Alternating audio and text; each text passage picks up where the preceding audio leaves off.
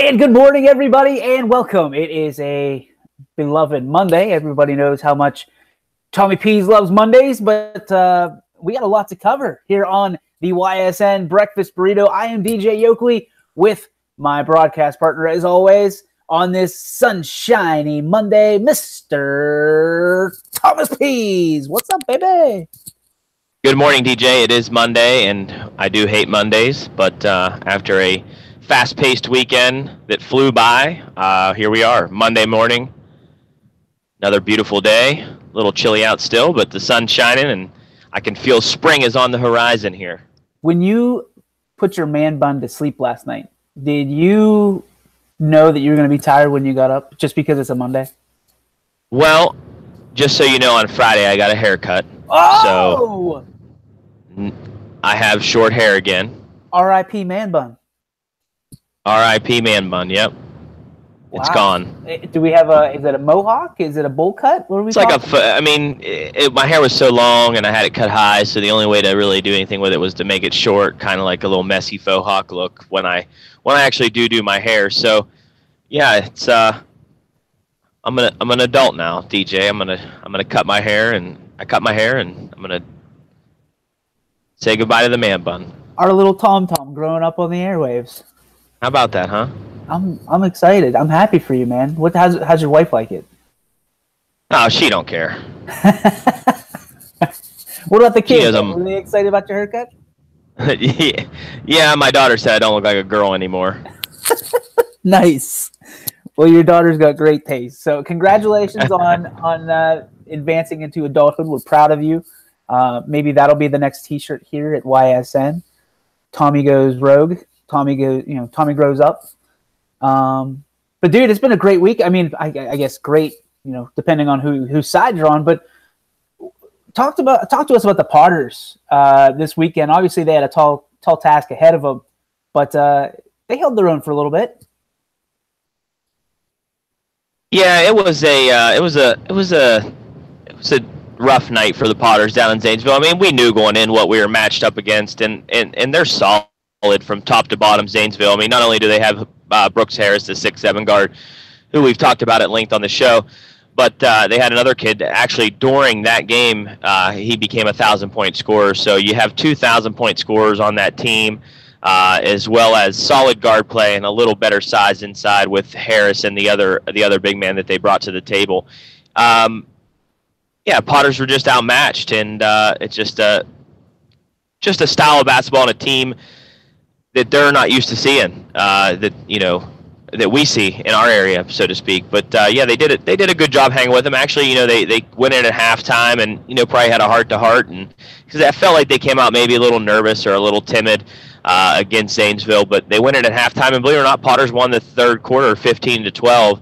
So some adjustments in halftime, helped that. But just the athleticism and the style of play and what Zanesville can do with the basketball just at the end of the day was just way too much for the young Potters.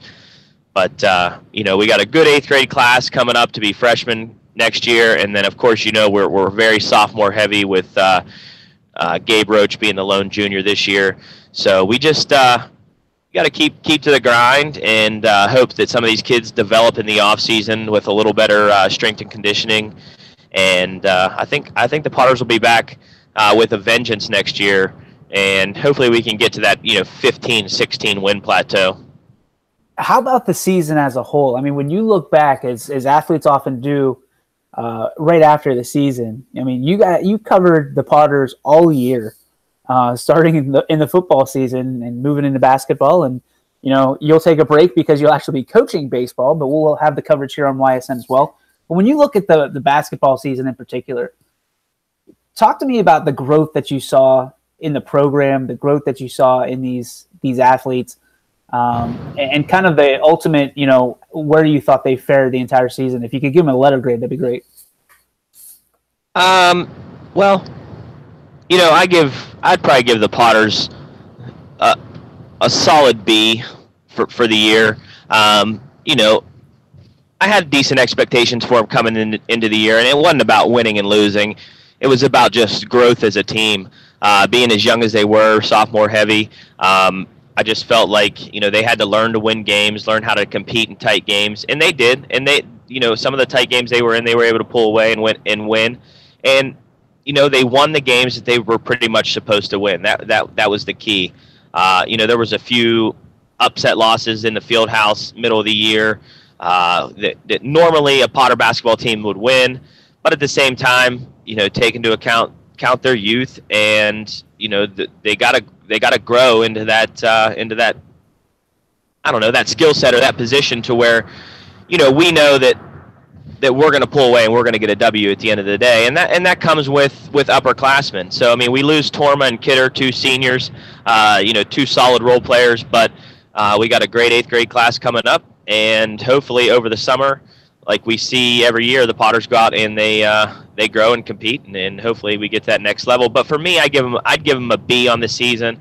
They had some bad luck at the beginning of the year, had a couple kids who had to sit out the first 11 or 12 games, who ended up being a big part in what they did towards the end of the year. One of the kids who sat out the first 11 or 12 games actually started the sectional game, and it did a great job. I mean, he's an athlete. He's got some size to him, helps him on the boards, which they struggled with all year. So am I saying they would have went further if those 2 kids played all year? No, but I think they'd have been a little further along than what they were as a team. But the good news is both those kids who set out also are sophomores, so our crazy large sophomore class in basketball, and actually in all sports at East Liverpool,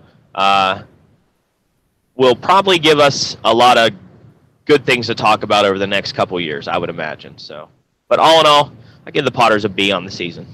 Is there one particular game that you're going to cherish and carry over into next year that gives you excitement for this program? Oh man, that's a good question. Honestly, it's probably going to be this might be a cheap cop out in some people's eyes, but I think that the Beaver local sectional game is gonna be the game that I think will help this program. Listen, that's your biggest rivalry. You played them that would have been the 3rd time you played them in the year. Very hard to beat a team 3 times, no matter what sport it is. And it showed that they can come in and win when they're expected to, and they won. It's a playoff game environment. It's the first playoff win they've had in a few years, and they did it with a very young team.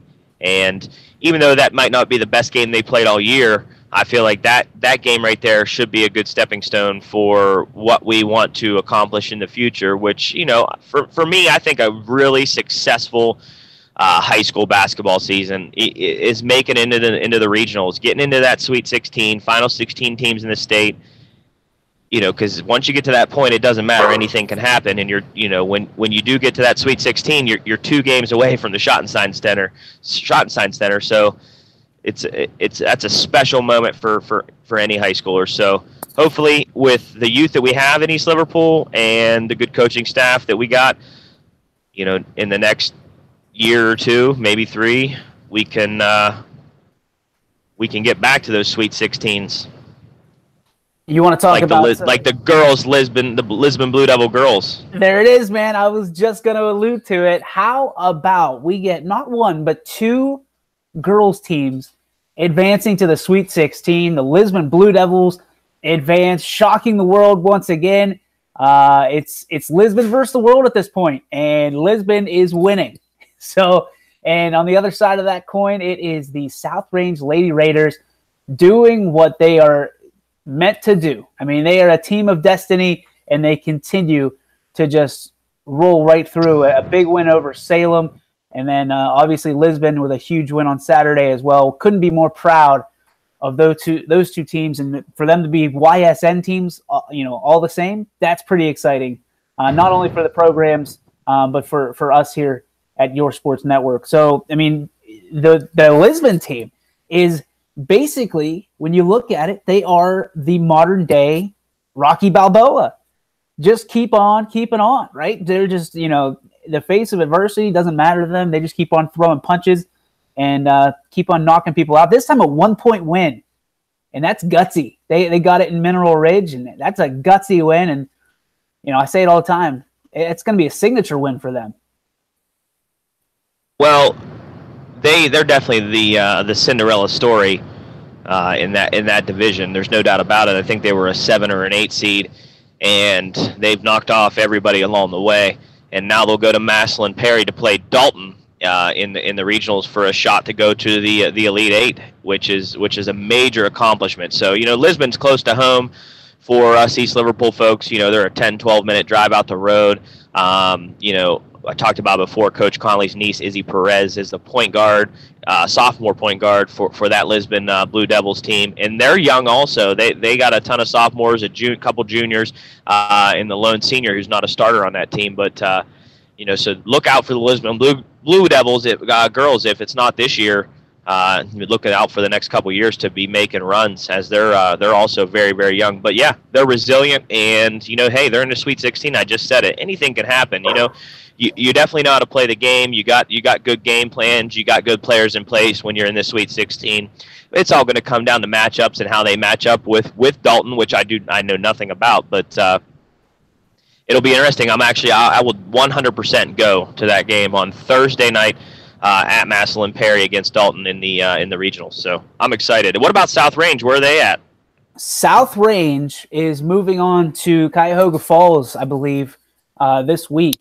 And I want to say it's Tuesday, maybe. I'll double check on that. But an incredible game by South Range, the rubber match of the Salem versus South Range, and it seemed like, and according to our beat reporter Anthony Hartwig, who was there, as he is seemingly at every South Range activity, he just, it was close in the first, but South Range took over, and I think after 3.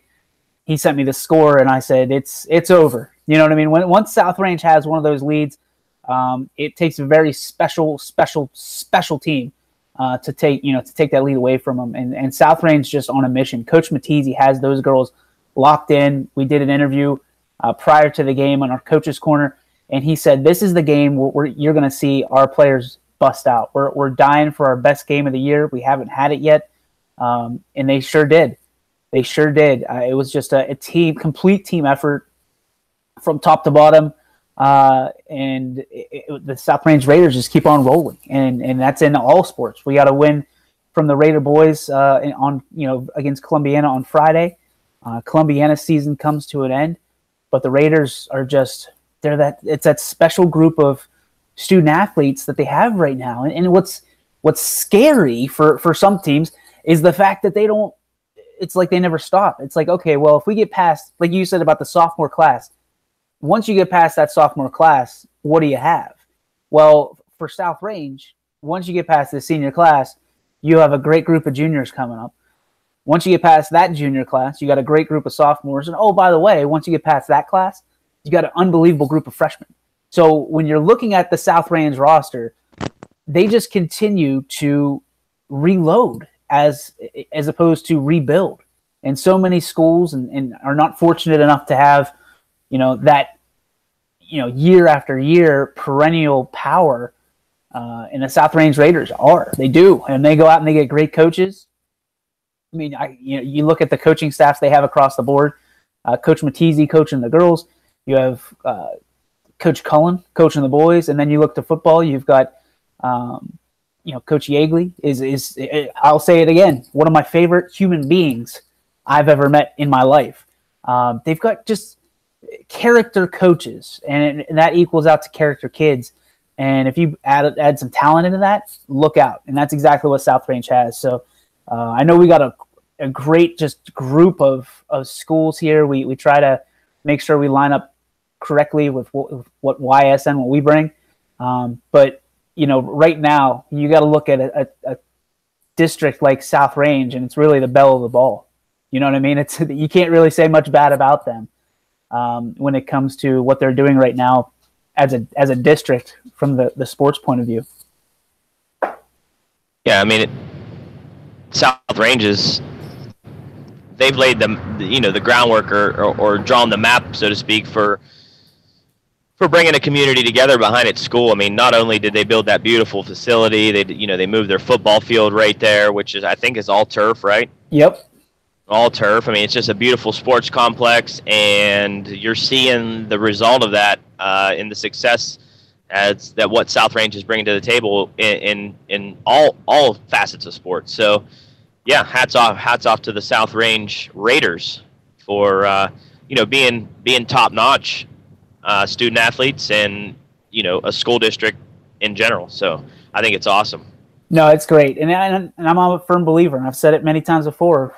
A high tide raises all boats, and someone's got to lead. And South Range definitely doing that, because there's a lot of people that are looking at South Range as that beacon of light and saying, "Hey, we've got to catch up to South Range, or we've got to do what South Range is doing."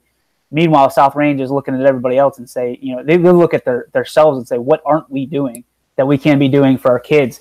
And that's athletically, that's in sports, that's in the classroom, that's everywhere. So, hats off to all these schools. I mean, there is not one particular school or one particular district that we cover that you look at and you go, "Wow, how could you send your kids here?" I mean, every single one I go in there and I say, "Wow, this would be a cool opportunity for me to send my kids here." There's a lot of pride everywhere we go. I mean, you talk about East Liverpool. Holy cow. You walk in there, and it's funny for me because I guess I'm not a Potter, but I walk in and it's like, "Oh, do you remember when this guy did this? You remember when that?" Like, if you're a Potter, you're a legend forever if you do something, in East Liverpool, which is incredible. My aunt is from East Liverpool, and she tells me all the time, and I'm like, "Oh, okay, that's cool." I have no idea who that is, but they're legends in East Liverpool. You walk down there. If I were to scrape together some of the names in her stories, I'm sure that you'd be like, "Oh, yeah, absolutely." Same place. I mean, Crestview. You talk about Crestview. You talk about, Wellsville. You talk about all these schools that we cover, and the school pride is just oozing when you walk through the doors of the gymnasium, or you walk through the turnstiles of the football field, or wherever you go. So it's exciting. I love high school sports. Never really drew me in when I was in high school because you're part of it. But you look at everything that happens at the professional level, and you just go, "Wow, this is where it all starts. This is where the foundation is built." And here in Northeast Ohio and Western Pennsylvania, we've got a great foundation of student athletes. Speaking of work ethic and working hard and striving to be the best, I want to give a shout out to my boy, Coach Josh Ludwig, head football coach, East Liverpool Potter football. They finished in second place in the Columbiana County Power Meet over the weekend. It was the highest finish since 1998 when the Potters actually won the Columbiana County Power Meet. So quick shout out to Josh Ludwig and the East Liverpool Potters, Coach Josh Ludwig and the East Liverpool Potters for their second place finish in the Columbiana County Power Meet.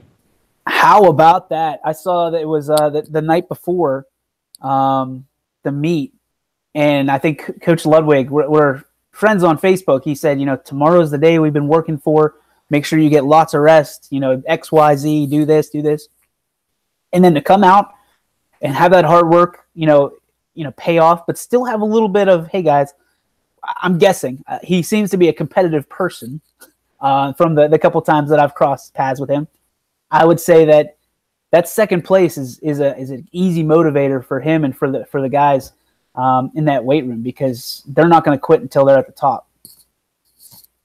Yeah, he's definitely a competitive person. He could probably still tell you how many times he beat me in NBA Live or Madden when we were kids. So, yeah, he's definitely competitive. But, yeah, you know what? Second place finish, you're right. Probably, short of what their goal was. But at the same time, it's a good motivator for them, knowing that, they worked hard, they busted their butts, and they got stronger. But, hey, we still got room to grow. And should be an exciting offseason for Potter football.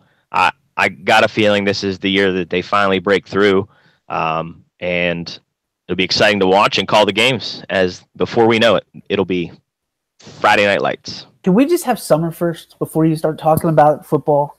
Holy cow. I know. You've got a job to do, Mr. Pease. Got to coach some baseball. Got to coach them up, raise them right. Yeah. Do you know who won the Power Meet? I think it was Salem.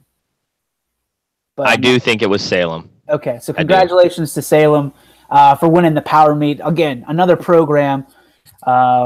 Coach Ron John over there is just doing unbelievable things with the Quakers from top to bottom. So congratulations to the Quakers for, we believe, taking the power meet. So if that's the case, that's huge. So again, YSN schools, man, we're starting to be everywhere. We had I don't know if you know this, but Rocky Brown, one of our content director for YSN Live, and one of the voice of Crestview over there, went on a vacation, and he was down in I forget, he was on a cruise, I believe, and he said he's in the middle of the ocean, and he was kind of telling people who we are and what we do. And the one guy, there's some gentleman from Georgia who knew about us, so I was tickled pink that we are expanding our reach, and we got some numbers this weekend that are really, really telling about what we're doing and how much people appreciate what we do.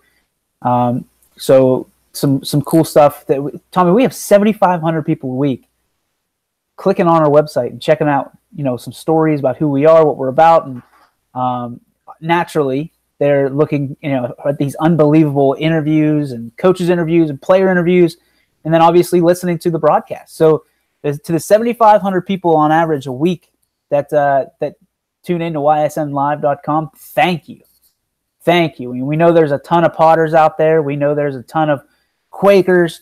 You talk about Tigers. I mean, we've got a great group of guys and gals that are trying to make this come true here at YSN. And I say it all the time. You, not you, Tommy. You're a part of it, but you who are listening are the biggest piece of the puzzle. You're the ones that want this to happen, and we just go out and execute. So we thank you so much for tuning in, and the Breakfast Burrito is just a piece of what we're doing at YSN. So thank you so much for continuing to stop by and listen to us, and for the words of motivation and inspiration that we get. We're still just babies in the grand scheme of things, but I'll tell you what, how much fun is this to do? I mean, if somebody would have told you that you could possibly be the voice of East Liverpool, Tommy, would you have believed it 5 years ago?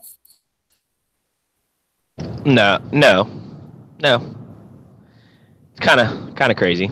It's still one of those things where I kind of pinch myself every day when I wake up, knowing that we get to do what we do. When we wake up and all those days that you're like, oh man, we got a show to do, then you realize we get to talk sports. I think you're the one that said, hey, listen, I get to talk sports. I'm going to talk sports with somebody. It might as well be you. And right. I appreciate that, because I'm that guy. Sports is great. All aspects of it. It is. If you love sports, you love it. It's an emotional roller coaster for whatever sport you love, and especially if you play the game. You fight through everything in life that you can fight through. Sports kind of prepares you for that. So I love sports. I love not except for curling, of course. But I do like a lot of sports. So are you ready? Oh, I'm sorry. Go ahead. Like you said, if I'm going to talk sports with somebody every morning, it might as well be the yolk. On the burrito. Hey, speaking of, we should probably move on. But this is one of the ones a story that kind of bums us out. So we're going to probably just glaze over this. Maybe we'll touch on it. I mean, I don't know. We'll let it go. See where it goes from here. Michigan. The University of Michigan brings home the Big Ten title in men's college basketball. Your thoughts? Well, I'm not surprised, because you have this is a back-to-back title wins for them. So I'm definitely not surprised at all. I mean, we're basically out of the womb. We are given the right to hate everything that is Michigan.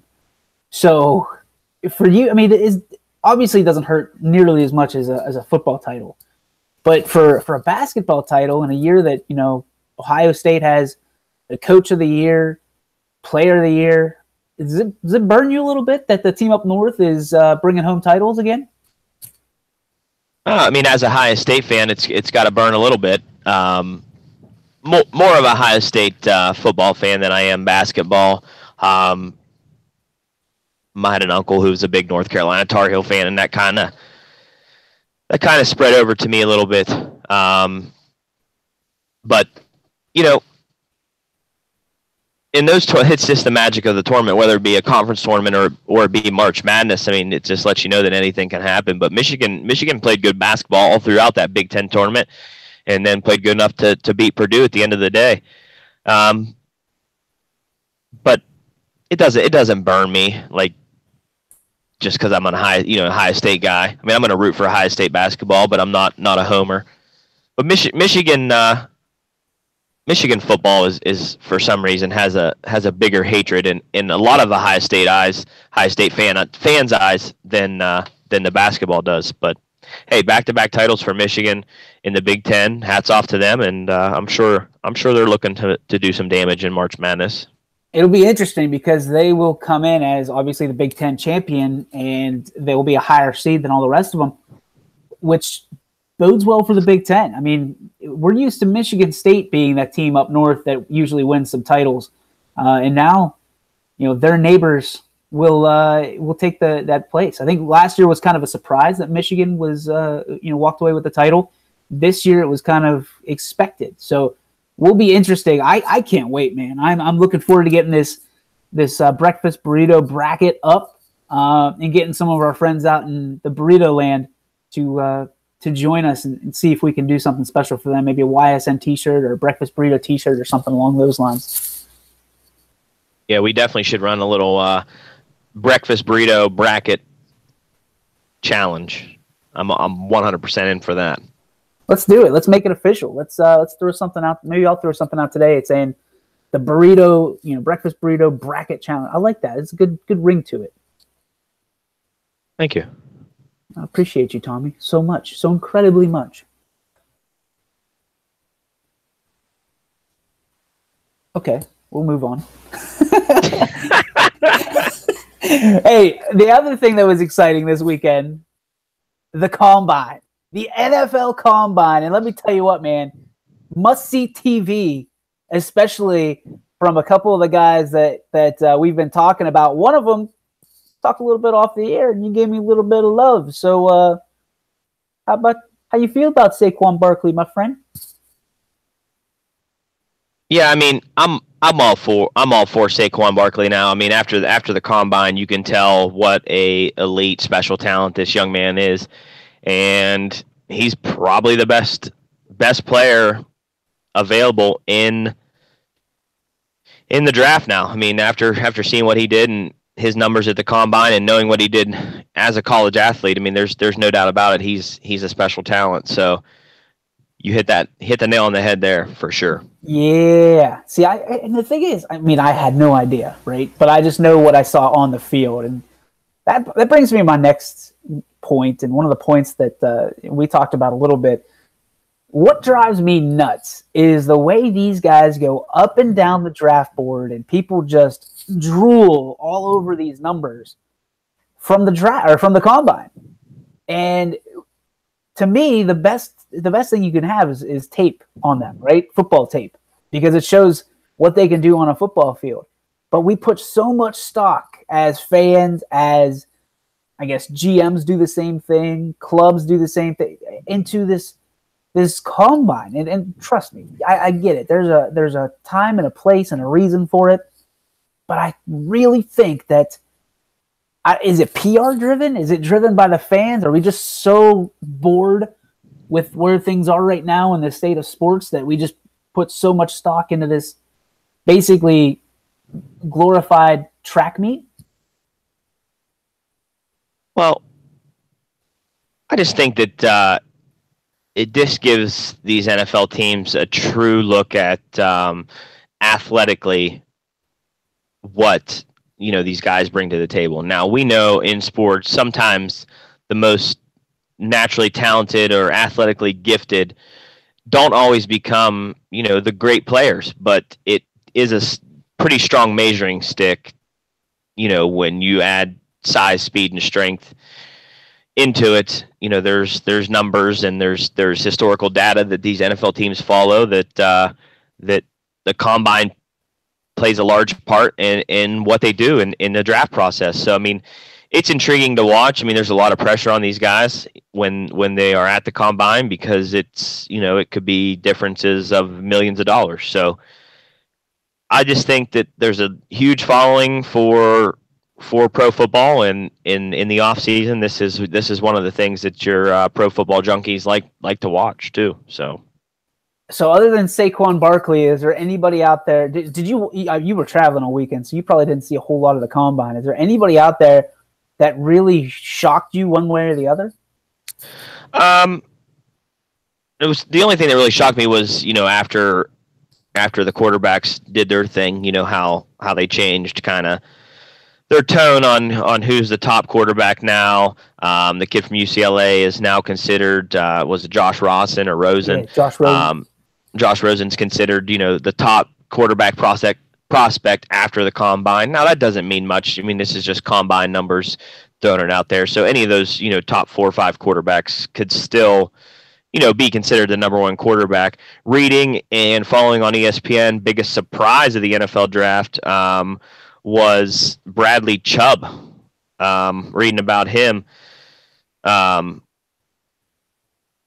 said Chubb did more than Griffin and Saquon Barkley to solidify his draft status this week. So, let me see here.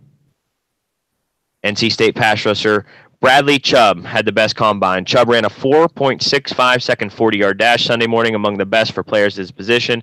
He benched 24 reps, a fine result. His other splits and drills, including a 36-inch vertical jump and a 121-inch broad jump that demonstrated his lower body power and explosiveness, were excellent. And it wasn't all superlatives. Chubb's cone drills were slower than expected, but Chubb did everything he had to do to confirm what evaluators will see in all of his game film, which is the most important. And you just said that game film is the most important. So Bradley Chubb looks to be the biggest lock for a top draft spot on the defensive side of the ball. And then we know about Barkley, and we know where the quarterbacks, where they're going to fall more than likely. But I think the Browns, they gotta go with Saquon Barkley, number one. And then you said off the air, they got to whoever falls to them at 4 will be their quarterback of the future, okay. So, or the near future, or could be a flop again, and could be a year. But so here's the way they have it right now, and this is from ABC News. This is, I'm not paying for Mel Kiper's draft because I can see it at 6:00 on SportsCenter. So they're saying that the Cleveland Browns are set and looking to pick Josh Allen because he had a good combine, didn't ruin any of the things that, I guess, the intangibles that the Browns were looking at, which to me would be the smart move, because in watching the combine, Mike Mayock talking about, how the Browns had a chance to go after a Carson Wentz and change the face of their franchise. And Wentz was a guy that Mayock said, and he knows his football. I respect Mike Mayock more than probably anybody in the broadcast booth. And he said that guys like Peyton Manning, Drew Brees, and Carson Wentz are the only kind of guys where he's had conversations where he walked away super impressed with the way that they knew the game, the way they handled themselves. And obviously the Philadelphia Eagles will be, beneficiaries from that, from the slide from Carson Wentz. But he said Josh Allen is another guy. He said probably not the intangibles that Carson Wentz had, but from a pure, just athletic, gifted standpoint, Josh Allen's that guy. Throwing the ball 75 yards in the air.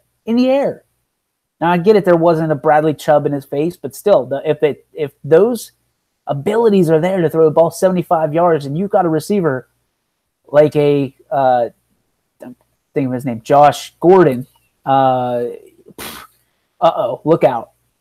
But you also have a once-in-a-generation talent like a Saquon Barkley, who can outbench your left tackle, is faster than your fastest receiver, and can jump higher than, your receivers. That's pretty special too. But the problem is, who's going to get the ball to him? You know, that's my thing. It surrounds it. Is you got to be able to take. The Browns are in a position where they can probably move some stuff around and get the one quarterback that they need and a Saquon Barkley. Because you look at it, they got the 1 and the 4. If they don't draft Barkley at the top, the Giants are going to take him. The Colts don't need. Essentially, we talked about the other day. They're not going to draft a quarterback, and if they do, it's going to be a complete shock to everybody. And then it starts the where does Andrew Luck go from here? Yeah, then you know that Andrew Luck's his health is not looking good if the Colts grab a quarterback. I think the Colts take Chubb at 3. The Giants really don't have any need for Chubb. They need a quarterback or running back to stabilize their situation.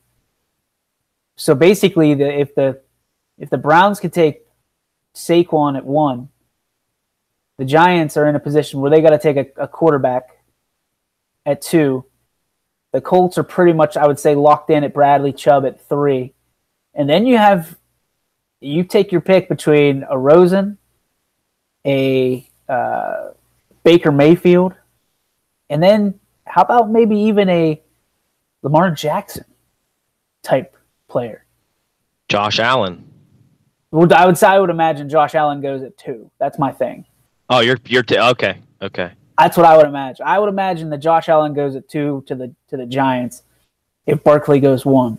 Now, I'm no NFL mock draft pundit, but I would say that that's probably the way it falls, unless something crazy happens in the pro day between now and then that raises up Rosen, or I can't see him taking a Baker Mayfield at 2. I think the maturity issues for Baker Mayfield in New York would be a lot different than if he went to a team like an Indianapolis or a Cleveland or a Denver, or hell, even if he went to a Chicago. But Chicago doesn't need a quarterback, so it'll be interesting to follow as the draft approaches. When is the draft? April what? 26th, I believe. April 26th.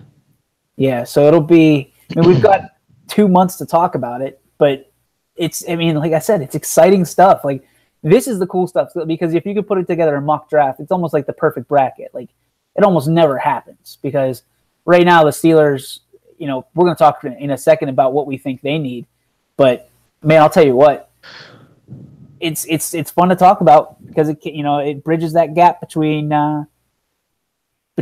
football season and March Madness for sure. Did you NFL? Did you have a chance to see Shaquem Griffin at all? I did not.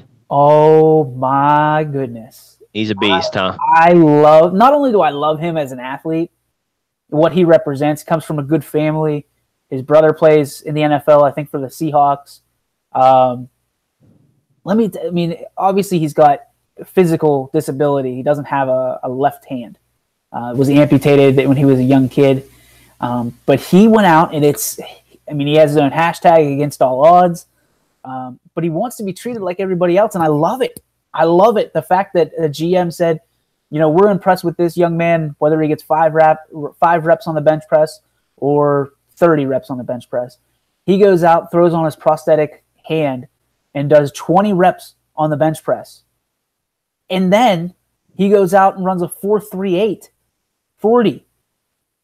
Steelers, you're looking for someone who's fast, that can clog up the middle, that just has a motor that never ends, kind of like someone you just had that had a terrible, terrible injury. Get this young man. The story that and I get it. You're not drafting people for their stories, but you look at it and you've got a guy in a locker room like a James Conner, who's already a rally guy. He's going to be a big factor this year for the Steelers. And then you bring in a Shaquem Griffin, who not only has the intangibles, has the numbers, the speed, he has the game film, played for an undefeated team, was a huge part of that, if not the biggest part of that success. Get this guy. Get him at 28. Get him. Does he doesn't he don't have to, or he doesn't wear that prosthetic hand in the game, does he? Nope, he doesn't. And you know No, what's funny okay. is they talked about he uses it as essentially a huge advantage because he'll use it to punch the ball out and cause fumbles. And that's, to me, that's cool. That's utilizing, that's giving what God gave to you and using it, taking advantage of the situation. Yeah, absolutely. Taking your disability and making it an ability. Yes. This is what I'm like. He was so pissed off at the GM that said, yeah, I don't care about if he's 5 reps or 20 or 30 reps. He said that motivated him. He hates when people want to just cater to him because he has a disability. I love it. I love that story. I love the fact that this guy's got a drive and a motor, and he can play defensive back or middle linebacker or outside linebacker or wherever you put him on the field. That sounds like somebody else that we know.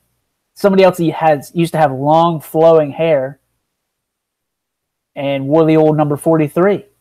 I don't want to put TP. Yeah. TP. Oh, that's your boy, huh? Troy Polamalu. Yeah, hell yeah. He's one of the most exciting Steelers of all time, I think, especially when he was in his prime. I mean, dude flew around the field like a maniac.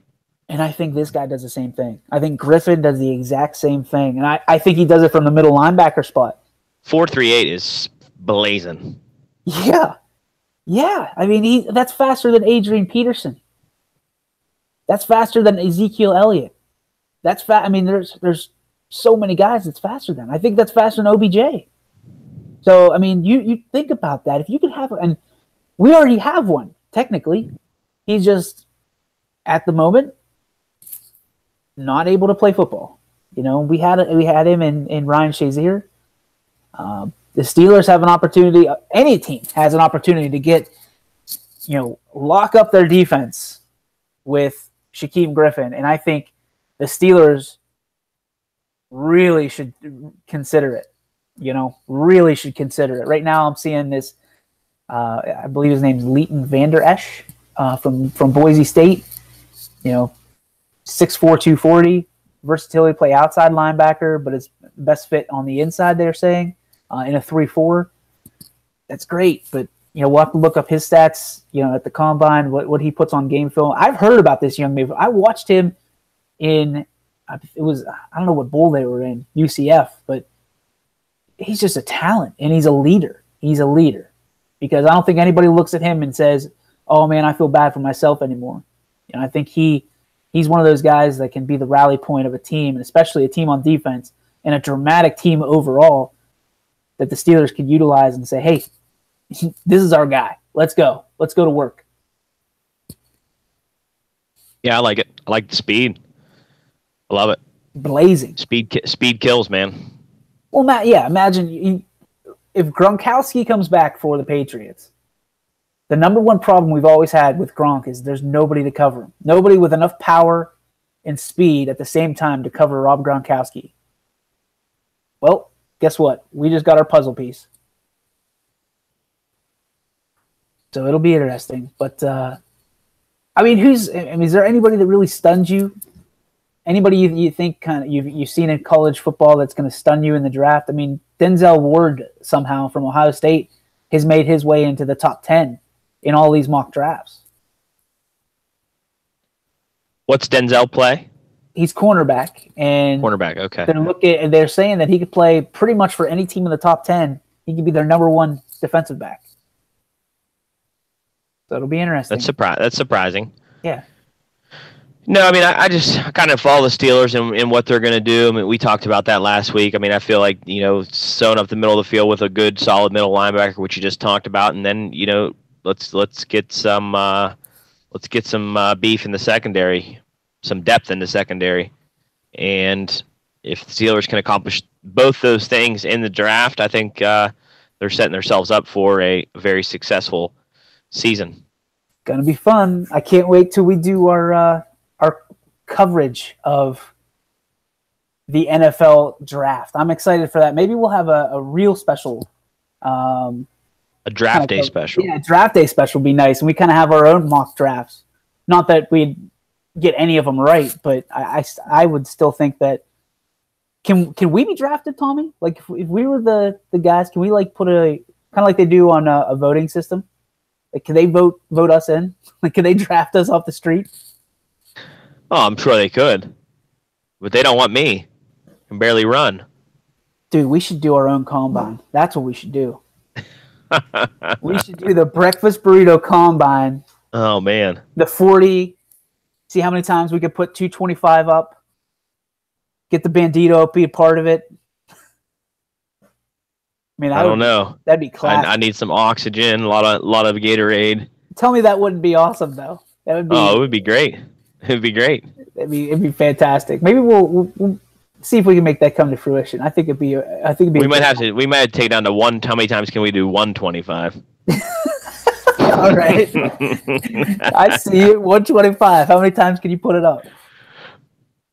All right. Hopefully 20. Yeah. Hopefully. Good grief.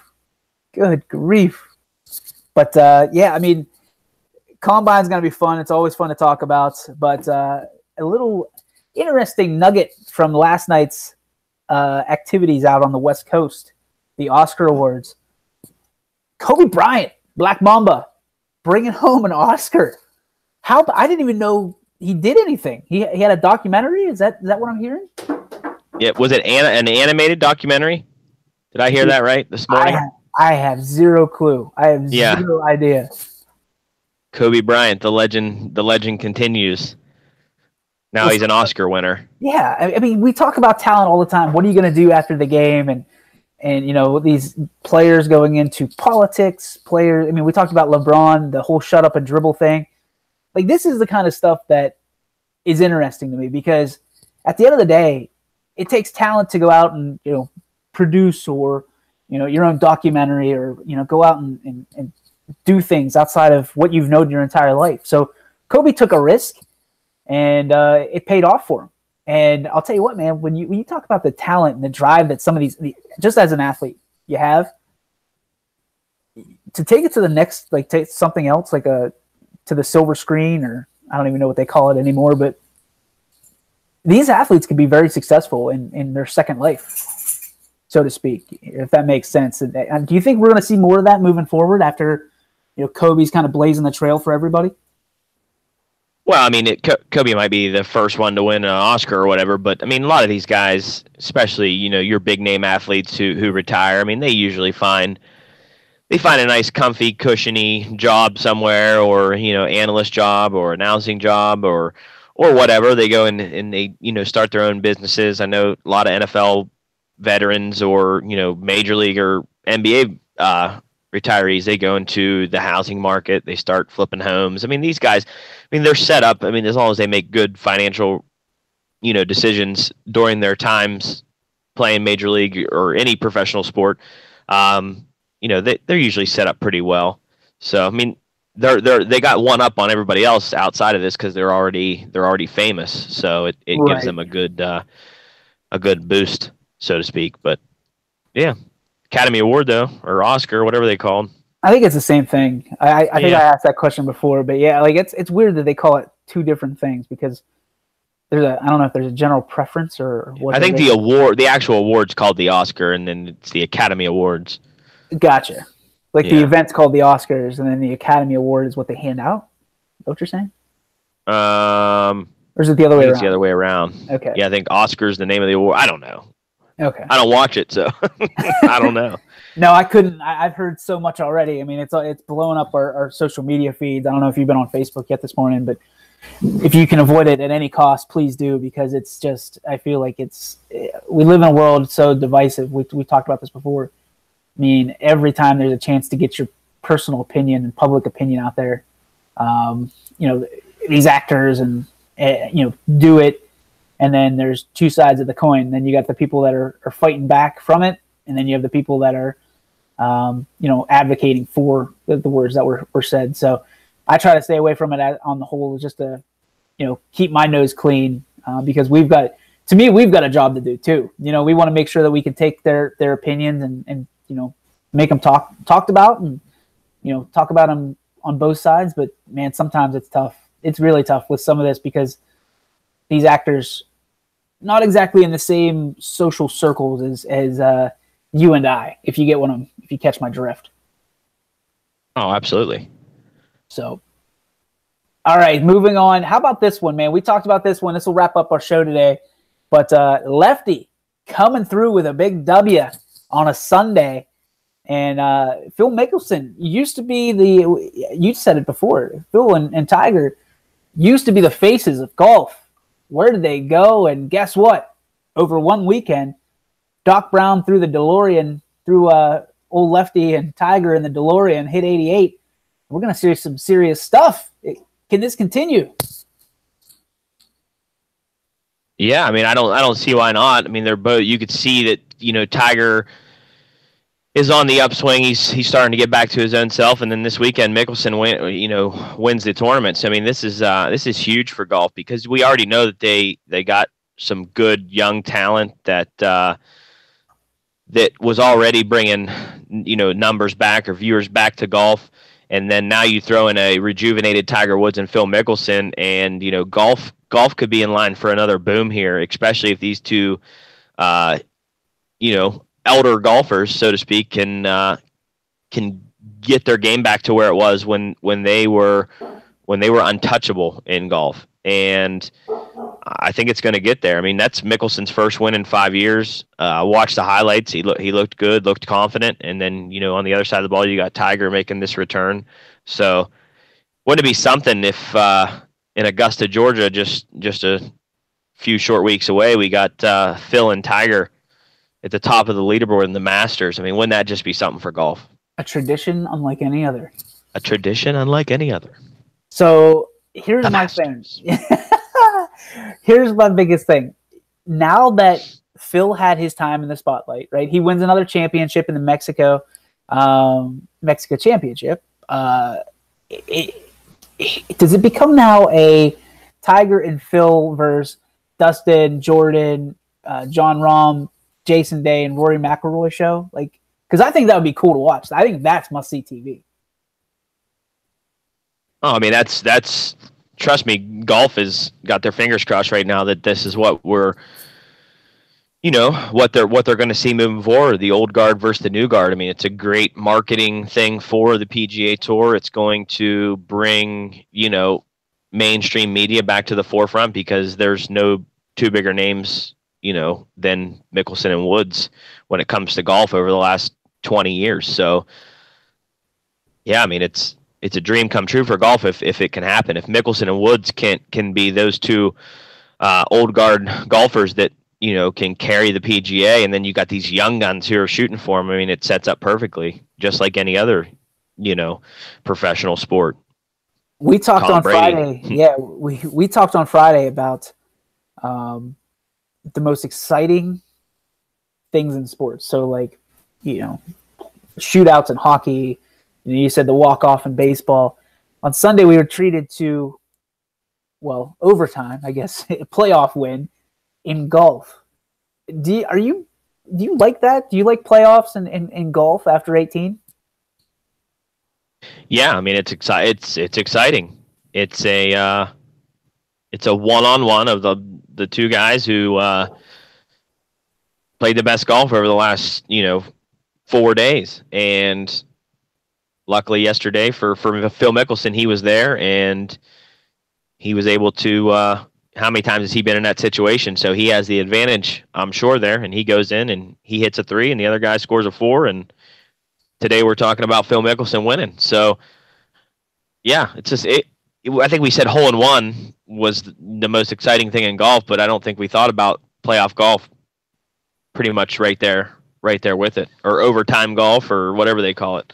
I dig it. I absolutely dig it. I remember watching as a kid on CBS all the great coverage of some playoff golf. Here's my question. I guess the better question is, would you want to see, and I know you're a Tiger guy and so am I, would it be good for golf if Tiger Woods is able to win the Masters in 5 weeks, 6 weeks, whatever it is? Oh, without a doubt. If Tiger Woods is atop the leaderboard after Saturday of the Masters, that Sunday, the viewings for that Sunday are going to be through the roof. Through the roof. Through the roof. It's going to be great. I'm telling you, it's going to be crazy. Do you think he can do it personally? Probably not, but you never know. You never know. It's Tiger Woods. You think Lefty could pull it off? Well, yeah. I mean, he's hanging right now. I mean, he won this weekend. So I mean, if golf's all about form. I mean, I'm a below average golfer, but there's been days when I've went out there and thought, hey, well, I'm not too bad. But then there's been days I go out there and think, why do I waste my money playing golf? But so yeah, I mean, if Phil stays in form, which he was yesterday, I mean, yeah, why not? He could be right there for sure. Gonna be Tiger. It's all about where Tiger's going to be mentally, I'd imagine. I mean, he's got to break that record somewhere. That's my thing, somewhere. And Tiger Woods is a bit of a drama queen, and I think that things would line up because he's turning it on, man. He is. I mean, you look at what he's doing right now. He is jumping up that list of names, and he's making some headway here. So I'm excited. If Tiger Woods can make it happen, man, is that going to be fun to watch. And you said that's Sunday? All eyes are going to be on old TW once again. Good old Eldrick. It'll be fun to watch if it happens. No doubt about it. It's going to be fun. All right, brother. I think that wraps up our show for today. Any final thoughts on this beautiful, beautiful Monday? No. What do we got? Anything? We got South Range. You don't know what that is. That's Tuesday. Lisbon Girls Thursday. Sweet 16. More coverage locally of other programs who are still in the big dance. So yeah, I don't know. We'll figure something to talk about here over the next 4 or 5 days. Starting next week, I believe we'll have our baseball and softball previews on YSN. So maybe we'll carry some of that over here to the burrito and talk some hardball and softball. Sounds good. Awesome, brother. Have a great day. Make it yours. All right. Take care, everybody.